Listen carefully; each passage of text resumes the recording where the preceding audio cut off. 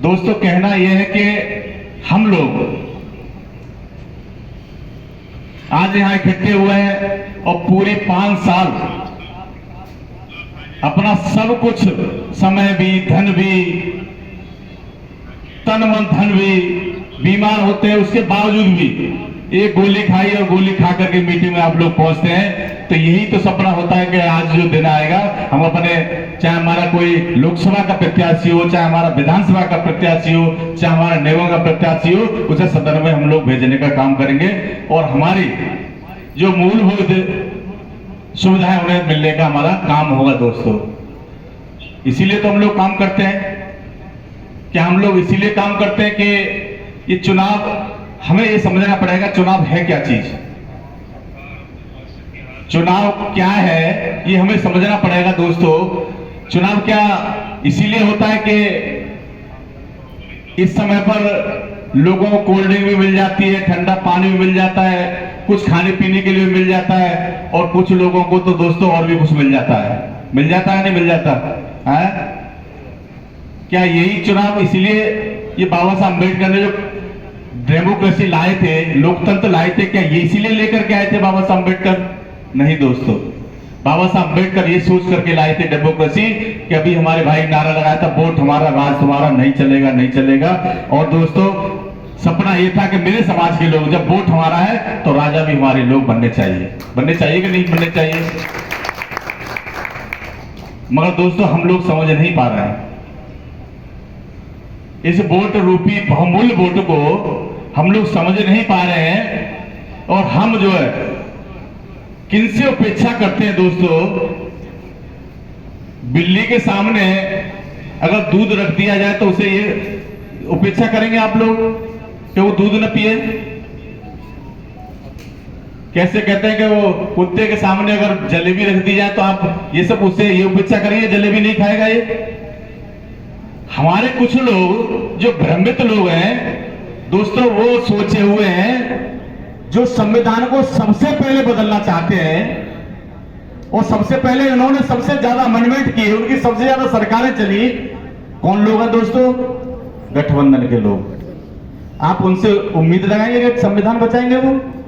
वो कभी नहीं बचा सकते दोस्तों। और दूसरे जो एनडीए गठबंधन है दोस्तों, वो तो पहले से उनका मकसद ही है, उन्होंने तो नींव ही अपनी पार्टी की जो डाली, जो जनसंघ बनाया, तो उसका मकसद ही ये था कि इस देश के संविधान को बदलना ही बदलना है। उनका तो पहले से मकसद था। और दोस्तों कम ये भी नहीं है, ये दोस्तों आपके संविधान को बिल्कुल नहीं बचा सकते।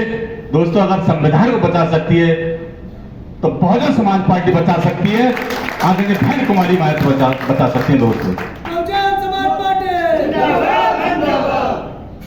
कहना मैं ये चाहता हूं दोस्तों कि बहुजन समाज पार्टी को वोट क्यों देना चाहिए। बहुजन समाज पार्टी हमारे लिए क्या करेगी, बहुजन समाज पार्टी से क्या फायदा है। माननीय प्रभारी से 5-10 मिनट की जरा मौलिक मांगूंगा, क्योंकि आगे मीटिंग में भी जाना है। दोस्तों बहुजन समाज पार्टी वोट क्यों करना चाहिए, हमें बहुजन समाज पार्टी से मिलेगा क्या और क्या मिला है, और बहुजन समाज पार्टी चाहती क्या है। बहुजन समाज पार्टी चाहती है दोस्तों इस देश के अंदर समतामूलक समाज बनाना, सामाजिक परिवर्तन करना। यह बहुजन समाज पार्टी का मुख्य उद्देश्य है दोस्तों। इस देश में जाति धर्म बरादरी के नाम पर उन लोगों को प्रताड़ित किया जाता है, उन लोगों को बहुजन समाज पार्टी मान सम्मान स्वाभिमान देकर के, रोटी कपड़ा मकान देकर के समाज की मुख्य धारा में जोड़ना चाहती है। बहुजन समाज पार्टी ये चाहती है दोस्तों। अब आप ये कहेंगे कि सामाजिक परिवर्तन कैसे करेगी बहुजन समाज पार्टी या कैसे किया है। तो दोस्तों उत्तर प्रदेश में जब बहन कुमारी मायावती की सरकार रही तो दोस्तों सामाजिक परिवर्तन हुआ। कैसे हुआ दोस्तों? ऐसे हुआ सामाजिक परिवर्तन। मैं एक एग्जाम्पल के माध्यम से आपको बता देना चाहता हूं कि कि जब बहुजन समाज पार्टी की सरकार उत्तर प्रदेश के अंदर नहीं थी,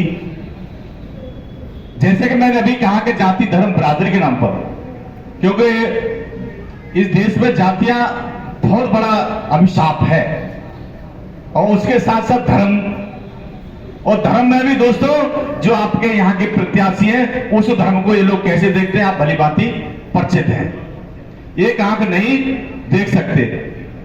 इस देश के दलितों को, मुस्लिमों को ही तो दिक्कत है, इन लोगों को इनसे ही तो दिक्कत है।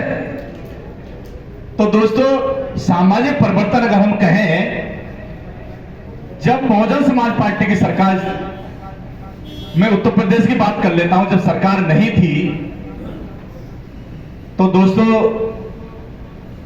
अगर किसी व्यक्ति से, जैसे हम लोग यहां बैठे या कहीं जा रहे हैं, इकट्ठे बैठे 10-20 लोग, और किसी जनरल के व्यक्ति ने और मेरे भाई से अगर क्वेश्चन कर लिया कि भैया तुम कौन सी बिरादरी के हो, और क्वेश्चन करता था, स्वाभाविक बात है जनरल का व्यक्ति वो ये जानना चाहता है कि मेरी बराबर हुआ व्यक्ति किस समाज का है, जानना चाहता है कि नहीं जानना चाहता। ऐसी हमारे देश की वो है।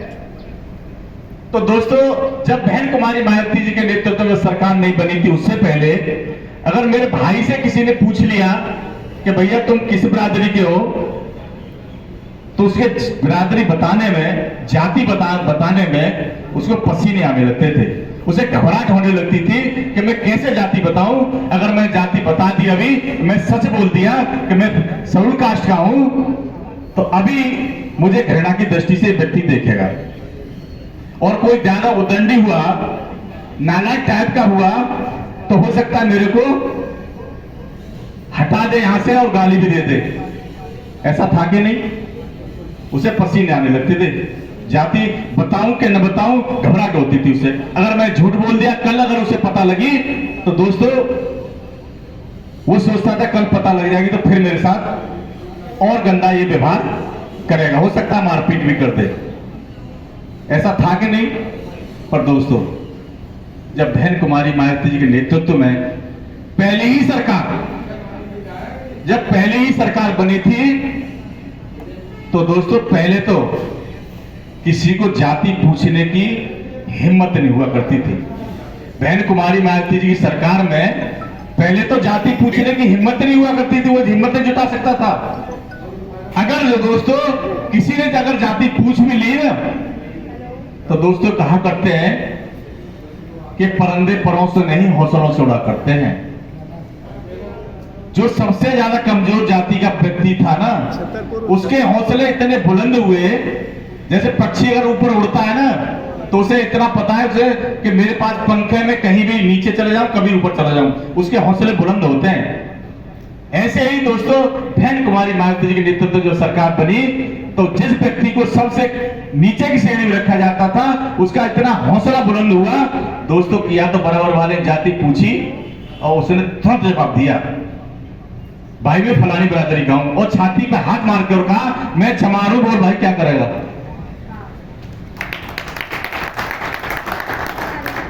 तो दोस्तों अगर इस देश के अंदर जो जाति का जो सिस्टम है, अगर उसी जाति को हमारी सरकार बनने से, बहुजन समाज पार्टी की सरकार बनने से समाज की मुख्य धारा में जुड़ जाए, और सामाजिक परिवर्तन, यही तो सामाजिक परिवर्तन है दोस्तों।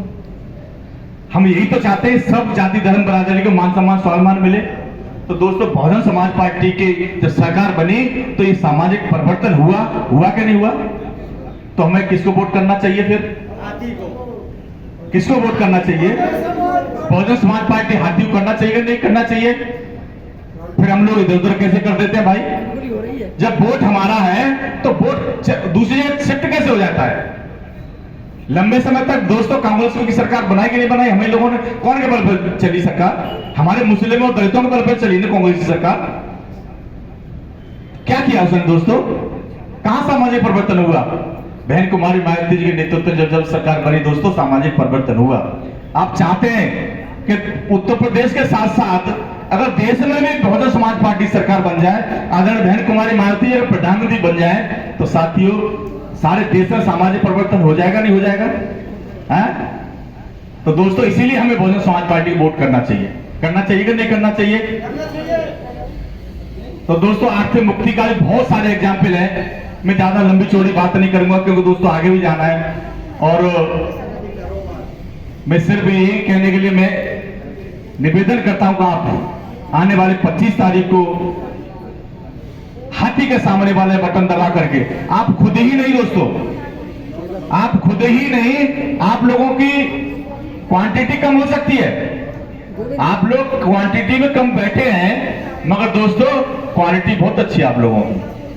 आप लोग खड़े हो गए तो दोस्तों माई लाल कोई इन्हें जीतने से रोक नहीं सकता। हर हालत में अब्दुल बासित जी दिल्ली की लोकसभा में जाने का काम करेंगे। इन्हीं जरूरी बातों के साथ में आप सभी का वंदन अभिनंदन करते हुए, ऐसी आशा और उम्मीद करते हुए कि आप लोग अब 10 दिन रात दिन लग करके घर घर गली गली में जाकर के बहुजन समाज पार्टी आदरणीय बहन जी के त्याग तपस्या बलिदान और ये महान व्रतों की बात बता करके भाई अब्दुल बासित को अवगत करा करके आप लोग रात दिन काम करेंगे। मैं अपनी बात को यहीं खत्म करने से पहले एक शायरी में कहा करता हूं दोस्तों कि हाथी निशान को बदनाम नहीं होने देंगे, कि हाथी निशान को बदनाम नहीं होने देंगे। हो गए बहुत जुल्म और अब और नहीं होने देंगे। बहन कुमारी मायावती जी आपके पाक चरणों की कसम आपके दामन को आज नहीं आने देंगे। जय भीम, जय भारत, नमो बुद्धाय, खुदा हाफिज। धन्यवाद साथी। मैं सिर्फ ये बताना चाहता हूं कि चुनाव अपनी पराकाष्ठा पर है। सारे प्रत्याशी, सारी राजनीतिक पार्टियां अपने सभी हथकंडे अपनाने के लिए साथियों तैयार बैठे हैं और अपनाने का काम कर रहे हैं।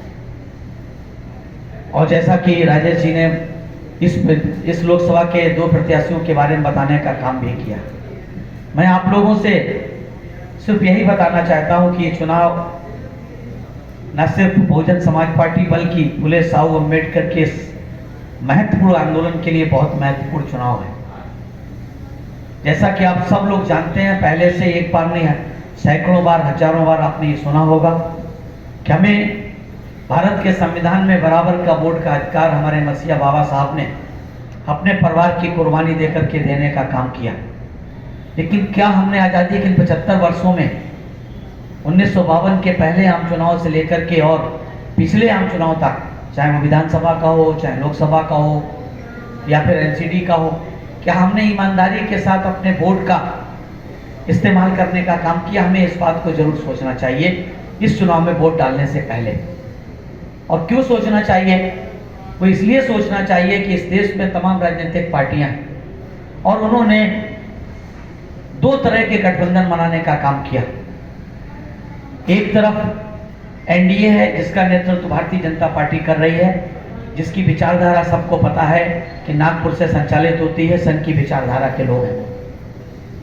वो ना बाबा साहब के संविधान में भरोसा करते हैं और ना ही भारत की संस्कृति को बहुत अच्छी तरीके से, वो अपने अतीत के इतिहास का गौरवगान तो करते हैं, लेकिन किसके गौरवगान करते हैं? वो सम्राट अशोक के सपनों के भारत का या सम्राट अशोक के भारत का गौरवगान नहीं करते हैं, वो इस देश के आर्यावर्त का गौरवगान करते हैं। तो एक विचारधारा वो उनके नेतृत्व में गठबंधन चल रहा है। दूसरी विचारधारा उसमें है जो अपने आप को इस देश की सबसे पुरानी पार्टी कहती है, यानी कि कांग्रेस के नेतृत्व वाला इंडी गठबंधन है। और ये साथियों दोनों गठबंधन का उद्देश्य सिर्फ एक है, वो उद्देश्य है बहुजन समाज पार्टी की राष्ट्रीय अध्यक्ष आदरणीय बहन जी के द्वारा इस देश की 85 से 90% आबादी के, उनकी आवाम की, उनकी जातियों के साथ, उन संप्रदायों के साथ गठबंधन करके चुनाव लड़ने का।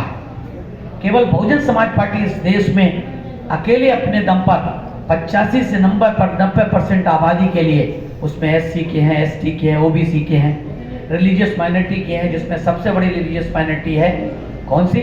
मुस्लिम समाज, बुद्धिस्ट हैं, सिख हैं, ईसाई हैं, इनके साथ गठबंधन करके चुनाव लड़ने का काम कर रही है।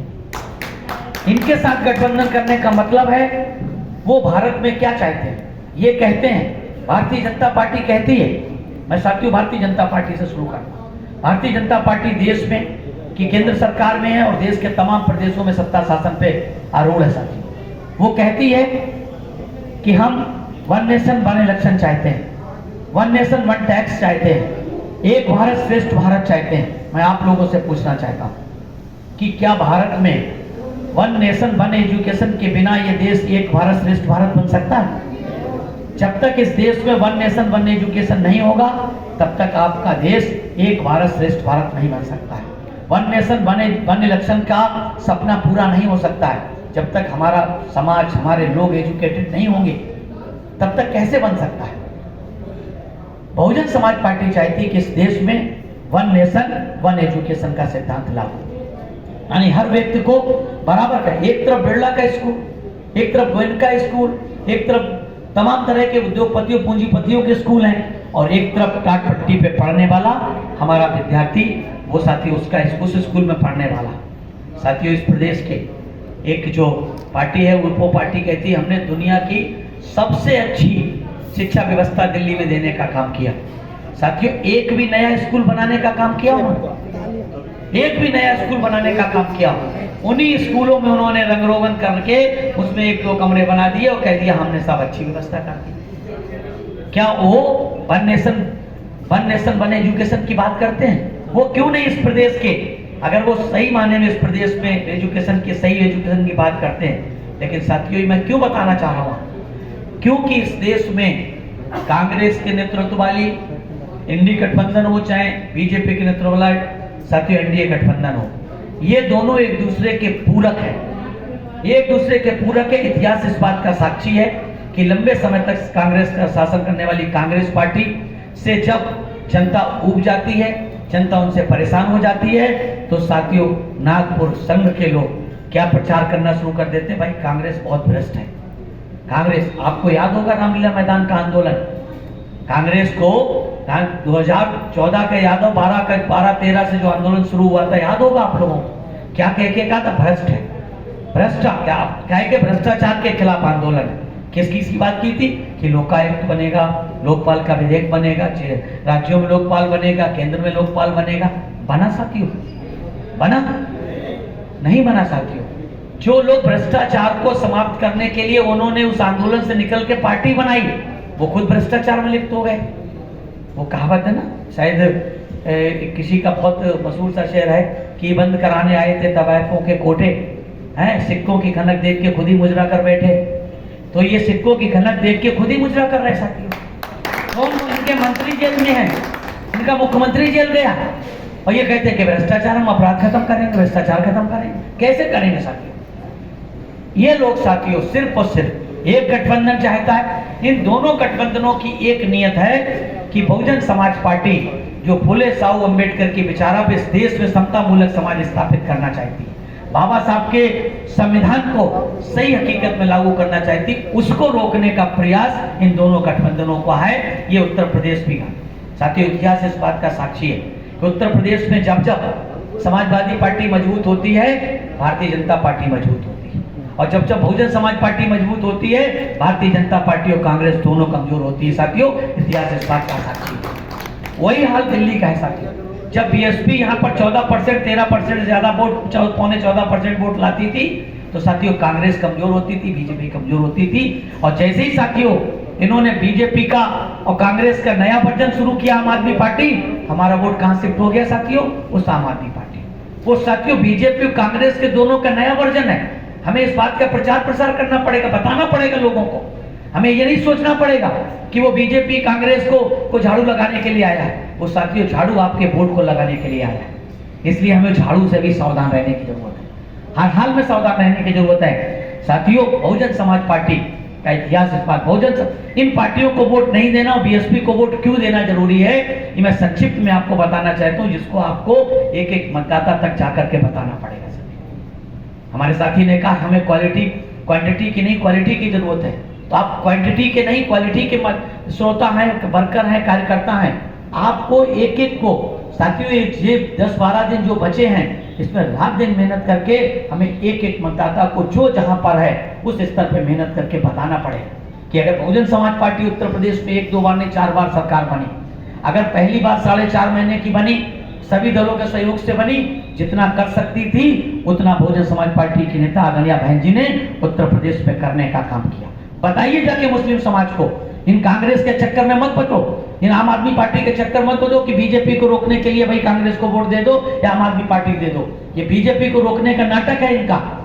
मुझे तो साथियों हास्य, क्या आपको हास्यास्पद नहीं लगता है? कांग्रेस कहती है, आम आदमी पार्टी कहता है, समाजवादी पार्टी कहती है कि हम संविधान को बचाने का काम करें, हम संविधान को बचाने के लिए वोट दो। मैंने तो साथियों लिखा था, संजय सिंह ने अपील की थी कि संविधान को बचाने के लिए वोट करो। मैंने उनसे पूछा था, मैंने ट्वीट के माध्यम से उनसे, एक्स के माध्यम से पूछा, मैंने फेसबुक से पूछा कि संजय सिंह किसको वोट देने की वकालत कर रहे हैं? उस भारतीय जनता, उस कांग्रेस पार्टी को जिसने सबसे ज्यादा शासन करने के बाद भी कांग्रेस बाबा साहब के साथ न्याय करने का काम नहीं किया। केवल बाबा साहब की तस्वीर दफ्तर में लगाने से बाबा साहब के साथ न्याय नहीं हो सकता है। बाबा साहब के साथ न्याय तब हो सकता है जिस संविधान को बाबा साहब ने अपने बच्चों की कुर्बानी देकर के लागू करने का काम किया था, बनाने का काम किया था। उस संविधान में दिया गया एक एक शब्द जब हकीकत में लागू होगा तब बाबा साहब के साथ न्याय होगा, तब न्याय होगा।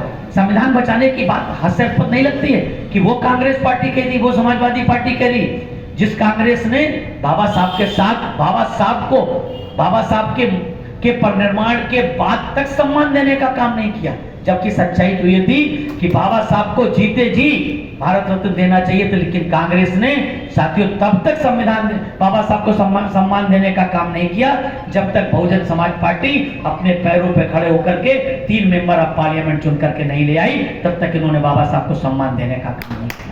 इतिहास साक्षी यही कांग्रेस पार्टी की केंद्र में सरकार होती थी और महाराष्ट्र में सरकार होती थी। महाराष्ट्र के युवाओं ने, महाराष्ट्र के लोगों ने बाबा साहब के नाम से यूनिवर्सिटी बनाने के लिए आह्वान किया था।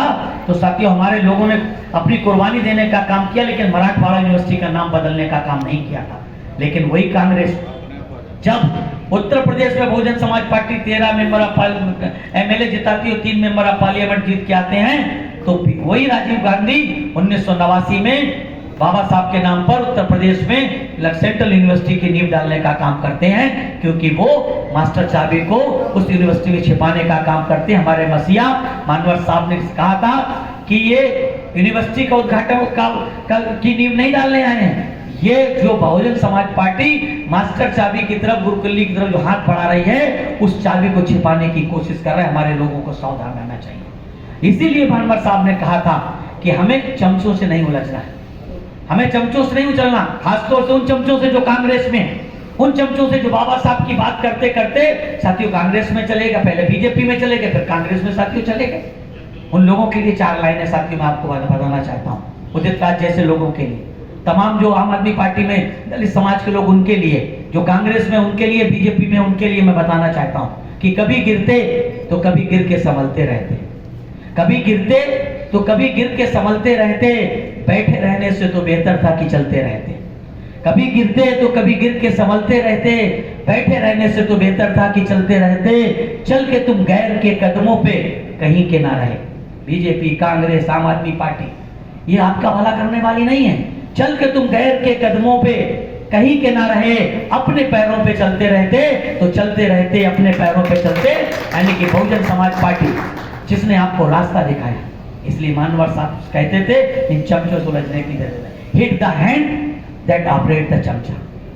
उन हाथों पे बात करो जो चमचों का इस्तेमाल करते हैं। अगर आप साथियों चमचों से उलझोगे, एक चमचे को गिरा दोगे, ये साथियों जिनको ऑपरेट करते हैं जो लोग, वो दूसरा चमचा उठा लेंगे, दूसरे के गिरा दोगे तीसरा उठा देंगे। इसलिए उन पे वार मत करो, उन पे वार करो जो चमचे का इस्तेमाल करते हैं। यानी कि हमें बीजेपी, कांग्रेस और आम आदमी तीनों पार्टियों पे साथियों वार करना है, और वो वार करने का एक ही रास्ता है, आपका वोट का अधिकार। वोट का अधिकार साथियों हमको अच्छी तरीके से पता है। आदरणीय बहन जी उत्तर प्रदेश में सरकार में आई, 1 बार, 2 बार, 3 बार, 4 बार जब आई, चौथी बार आई, तीनों बार साथियों सहयोग से आई, तीनों बार जब सहयोग से आई। लेकिन जब साथियों चौथी बार आदरणीय बहन जी जब पूर्ण बहुमत की सरकार, 17 साल के बाद उत्तर प्रदेश में पूर्ण बहुमत की सरकार बनाई और मुख्यमंत्री जब उत्तर प्रदेश की बनी, तो साथियों आपको याद होगा कि बहन जी ने सत्ता संभालते ही क्या काम किया। वैसे तो 4.5 महीने में ही उन्होंने ऐतिहासिक काम कर दिया था। 4.5 महीने में बहन जी ने मुस्लिम समाज के लोगों को पिछड़ी जात का प्रमाण पत्र देकर के उन्हें साथियों 27% रिजर्वेशन में हिस्सेदारी देने का काम इस देश में किसी ने किया था तो बहन जी ने किया। अगर ये बात आप मुस्लिम समाज को बताओगे जाकर के, तब वो मानेंगे कि नहीं, संविधान बचाने का काम कौन कर सकता है, बहन जी कर सकती है। केवल बातों से नहीं होता।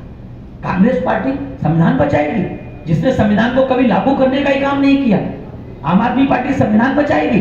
साथियों, आम आदमी पार्टी और बीजेपी एक दूसरे की पूरक है। आम आदमी पार्टी और बीजेपी एक दूसरे के पूरक है। उत्तर प्रदेश में समाजवादी पार्टी बीजेपी एक दूसरे के पूरक है, और राज्यों में अलग अलग पार्टियां एक दूसरे की पूरक हैं। क्योंकि साथियों, इनके एक दूसरे के मजबूत होने से साथियों बीजेपी और एक दूसरे मजबूत होती है। उन्हें साथियों दिल्ली नहीं चाहिए, केंद्र चाहिए। तो साथियों 7 की 7 67 सीटें, 70 सीटों में से 63-64 सीटें आम आदमी पार्टी जीतती है। लेकिन जब लोकसभा के चुनाव होते हैं तो 7 भाजपा जीतती है। क्या सब तमाशा है? सबको नहीं पता क्या हो रहा। वो कहते ठीक है, दिल्ली छोटा सा प्रदेश है, तुम राज करो, केंद्र में हम राज करें। ये पूरक है एक दूसरे के। ये साथियों एक दूसरे को सिर्फ हमारे वोट को गुमराह करने का काम करते हैं। ये संविधान बचाने की, एक साथियों मंदिर की बात करता, दूसरा हनुमान मंदिर की बात करता। वो जेल से जाते हैं, सीधे कहां जाते हैं? कहां जाते हैं? सब लोगों, ये मुस्लिम समाज को देखना चाहिए, ये मुस्लिम समाज को समझना चाहिए, दलित समाज को समझना चाहिए, एससी के लोगों को समझना चाहिए, ओबीसी के लोगों को समझना चाहिए। कहां आपकी बात कर रहे हैं? ये साथियों सिर्फ और सिर्फ किताबों में बात कर रहे हैं, बातों में बात कर रहे हैं, सिर्फ अपने भाषणों में आपका नाम ले रहे हैं। बाबा साहब को साथियों, बाबा साहब का फोटो लगाने से होगा? बाबा साहब को लागू करने। इतिहास इस बात का साक्षी है कि बाबा साहब के संविधान को साथियों ये सब लोग जानते हैं। 1952 के पहले आम चुनाव के बाद से लेके ये वर्तमान चुनाव तक सभी राजनीतिक पार्टियों ने अपना घोषणा पत्र जारी किया। कोई संकल्प पत्र के नाम से, कोई किसी पत्र के नाम से, कभी किसी पत्र के नाम से, कभी किसी बात से करते हैं। लेकिन बहुजन समाज पार्टी के संस्थापक जन्मदाता मानवर कांशीराम साहब ने बीएसपी बनाने के साथ कभी भी अपना घोषणा पत्र जारी नहीं किया। क्यों? कि घोषणा पत्र छूटे होते हैं। लेकिन बहन जी घोषणा पत्र जारी नहीं करती हैं। बहन जी जो करती हैं, पावर में आती तो करके दिखाने का काम करती हैं, करके दिखाने का काम करती हैं। उत्तर प्रदेश में जब चौथी बार सरकार बनी, साथियों जब बहन जी चौथी बार सरकार चलाई, मैं आप लोगों को बताना चाहता हूं कि बहन जी ने जब चौथी बार सरकार अपने दम पे बनाने का काम किया, तो सरकार बनते ही सबसे पहले तो साथियों एससी एसटी के लिए उन्होंने क्या किया? प्रमोशन में रिजर्वेशन लागू करने का काम किया। बैकलॉग के माध्यम से भर्ती शुरू कर दी, एससी की, एसटी की, ओबीसी की, माइनॉरिटी के उन लोगों को जो पिछड़ी जाति से ताल्लुक रखते हैं, उनकी भर्ती करने का काम किया। प्राइवेट सेक्टर में रिजर्वेशन लागू करने का काम किया। सरकारी ठेकों में रिजर्वेशन लागू करने का काम किया। जो काम बहन जी ने उत्तर प्रदेश में अपनी सरकार में किया, अगर बहुजन समाज पार्टी केंद्र में सत्ता में हिस्सेदारी करती है तो साथियों उन सारी चीजों को लागू करने का काम करेगी। चाहे प्राइवेट सेक्टर में रिजर्वेशन हो, चाहे सरकारी ठेकों में रिजर्वेशन हो, या फिर जो सरकारी जमीनें हैं, जो भूमि है, उनको उनका पट्टा देना हो, आवासहीन है उनको आवास देना हो। साथियों उत्तर प्रदेश एकमात्र ऐसा प्रदेश था जहां पर शहरों में मानवर कांशीराम साहब योजना के अंतर्गत आदरणीय बहन जी ने 2 कमरे के पक्के मकान गरीब को देने का काम किया। गरीब की कोई जात नहीं रखी, किसी भी जात का गरीब था, बहन जी ने 2 कमरे के पक्के मकान मानवर कांशीराम साहब योजना के अंतर्गत शहरों में देने का काम किया, और गांव में महामाया आवास योजना के अंतर्गत सर्व समाज के लोगों को देने का काम किया। क्यों? क्योंकि साथियों गरीब तो कोई भी हो सकता है। बहन जी ने गरीब की किसी जात, गरीब को जात नहीं मानी। ये तो नाटक करते हैं साथियों कि जातियां 3 होती हैं, गरीब होता है, फिर वो क्या होता नाटक करते हैं। बहुजन समाज पार्टी उसको इम्प्लीमेंट करती है। साथियों सच्चर कमेटी की रिपोर्ट आई थी। सच्चर कमेटी की रिपोर्ट हमारे मुस्लिम समाज के लोग जानते होंगे, जो पढ़े लिखे जानते होंगे। साथियों आप लोगों को बताना चाहिए कि सच्चर कमेटी की रिपोर्ट के आधार पर मुस्लिम समाज आज भी पूरे भारत में दलितों से भी पिछड़ा हुआ है। बहुजन समाज पार्टी ने सबसे पहली बहुजन समाज पार्टी की नेता आदरणीय बहन जी थी, जिन्होंने सच्चर कमेटी की रिपोर्ट को लागू करने के लिए मनमोहन सिंह की सरकार को 3-3 पत्र लिखने का काम किया।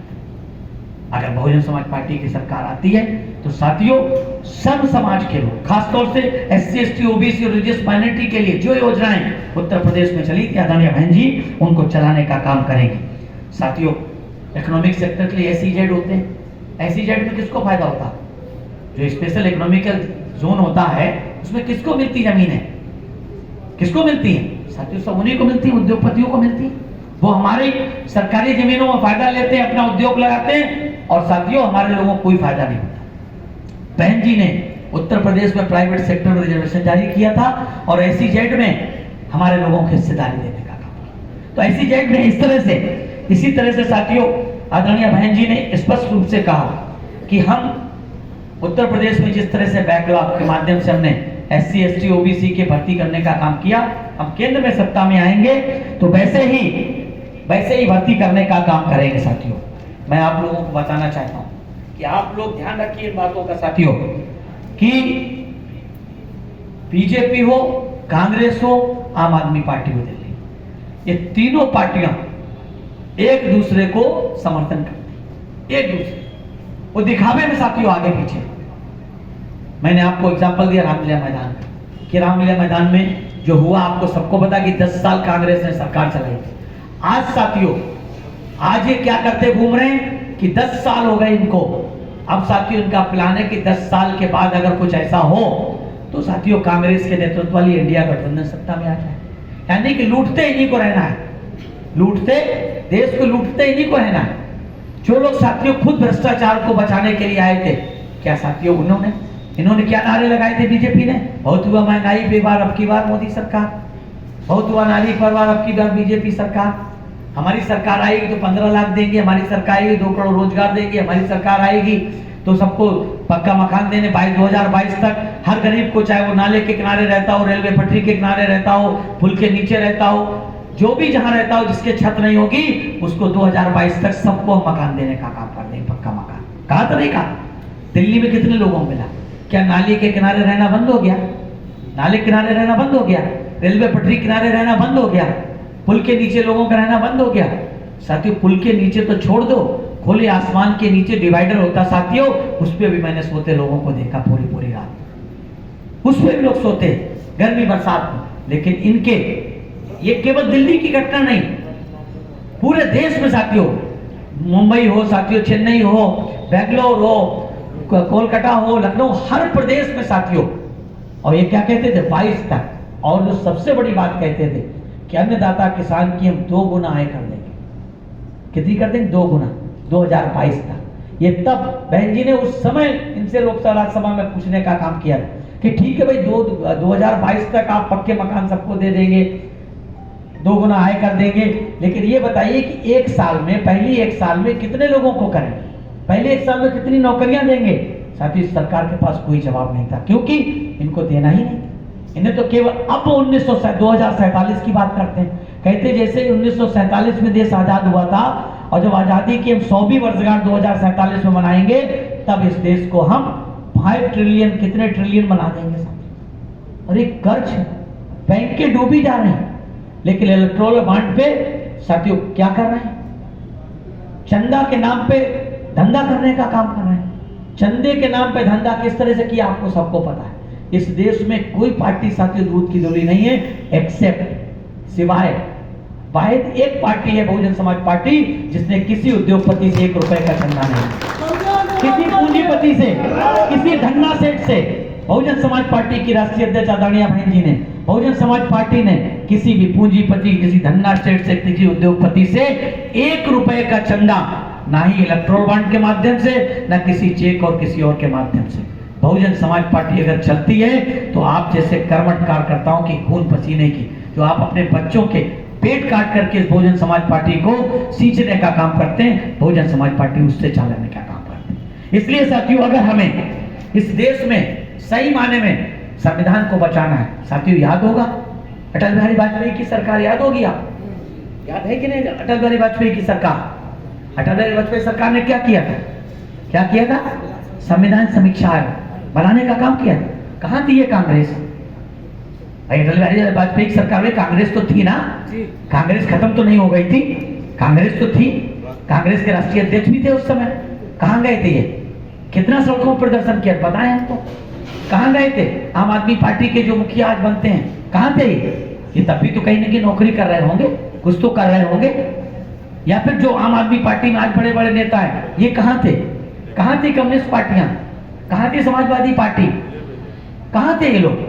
साथियों उस समय भी अगर संविधान समीक्षा आयोग के खिलाफ कोई सड़कों पर उतरने का काम किया था, तो मानवर श्री कांसीराम साहब, परम आदरणीय बहन कुमारी मायावती जी ने इस नारे के साथ उतरने का काम किया था कि संविधान के सम्मान में बीएसपी मैदान, संविधान के सम्मान में बीएसपी मैदान में। ये साथियों जब संविधान को हाथ में लेकर के नाटक करते हैं, और राहुल गांधी एक चौपतिया से लेकर के संविधान दिखाने का काम करते नहीं। अरे संविधान इतना बड़ा है साथियों, वो चौपतिया दिखाने का काम करते। मेरे हाथ में संविधान की किताब, अरे इस संविधान को तो तुम्हारे बाप दादा लोगों ने संविधान में दी गई एक लाइन को भी ठीक से लागू करने का काम किया है। अरे एक लाइन को भी ठीक से लागू किया होता तो आज ये नौबत क्यों आती? तुम्हें क्यों सड़कों में मारा मारा घूमना पड़ रहा है? क्योंकि तुम्हारे बाप दादाओं ने भूल की थी, उन्होंने भूल की थी। और आप क्या करेंगे? आप केवल नाटक करेंगे। वो संविधान ये बचाएंगे साथियों, जिस संविधान को उन्होंने, ये संविधान समाजवादी पार्टी बचाएगी, जिस संविधान में दिए गए आर्टिकल 340 के माध्यम से या 3 से जो आयोग बना था, कमीशन बना था, उसको लागू कराने के लिए कमीशन आंदोलन नहीं किया। ये बचाएंगे जिन्होंने पहले तो अपने उत्तर प्रदेश में सत्ता में आते ही प्रमोशन रिजर्वेशन को खत्म करने का काम किया, डिमोशन करने का काम किया, और उसके बाद जब बहन जी ने राज्यसभा से बिल पास करा दिया और लोकसभा में प्रमोशन रिजर्वेशन आया तो समाजवादी पार्टी, इसी समाजवादी, यही अखिलेश यादव उस समय मुख्यमंत्री थे, और इनके ही सांसदों ने बिल को फाड़ने का काम किया। तो ये कहते हम संविधान बचाएंगे, ये संविधान बचाएंगे। साथियों शर्म नहीं आती इन लोगों? कहते संविधान के नाम पे वोट दो। इन्हें शर्म आना चाहिए जिन्होंने संविधान को कुचलने, पल पल कुचलने का काम किया। उसी संविधान के तहत भारत में संविधान के आरक्षण की शुरुआत करने वाले बाबा साहब ने जिनसे प्रेरणा लेने का काम किया, फुले साहब अम्बेडकर, उन्हीं के नाम पे यूनिवर्सिटियां थी, उन्हीं के नाम पे जिले थे। इनको बदलने का काम किसने किया था? इसी समाजवादी पार्टी ने किया।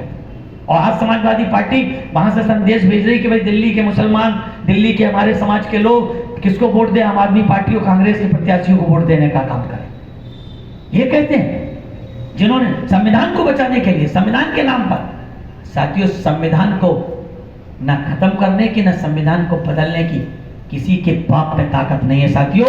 इस देश का 85 से 90% बहुजन समाज जिस दिन संविधान पे कोई यहाँ जाएगी साथियों, सड़कों पर उतर करके इनकी सरकार का तख्ता पलट देने का काम करेगा।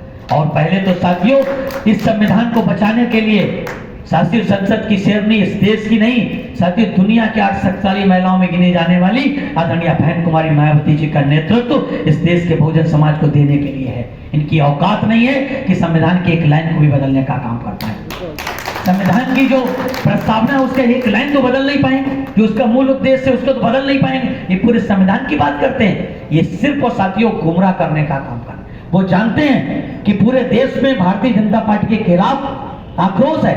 वो जानते हैं कि इस आक्रोश का फायदा कई बहुजन समाज पार्टी को ना मिल जाए, इसलिए संविधान के नाम पे वो जानते हैं कि बाबा साहब के नाम पे जब केवल जय भीम पिक्चर का नाम रख देते हैं वो हिट हो जाती है, तो बाबा साहब का नाम काफी है, तो बाबा साहब के संविधान की दुहाई देकर के वोट लेना चाहिए। इसलिए साथियों बहुत सतर्क हो जाइए।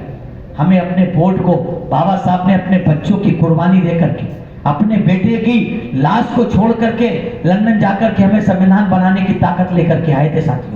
जो हमें भारत के संविधान में वोट का अधिकार मिला है, हमें जो भारत के संविधान में आरक्षण मिला है, ये साथियों आसानी किसी भाग्य भगवान की देन नहीं है, ये हमारे मसीहा बाबा साहब के अपने बच्चों की कुर्बानी की देन है साथियों। उस कुर्बानी को ध्यान में रखिए। इनके जो साथियों मनोवादी विचारधारा पे चलने वाली राजनीतिक पार्टियां, चाहे आम आदमी पार्टी हो, चाहे कांग्रेस हो, चाहे भारतीय जनता पार्टी हो, यहाँ तक कि समाजवादी पार्टी हो, वो कहती है हमारे सपनों में कृष्ण आते हैं, वो कहते हैं हमारे सपनों में बजरंगबली आते हैं, तो कोई कहता है हमारे सपनों में राम आते हैं। अरे साथियों हमारे सपनों में तो बाबा साहब आते हैं जिनकी बदौलत हमको मान सम्मान सम्मान से जीने का अधिकार मिला।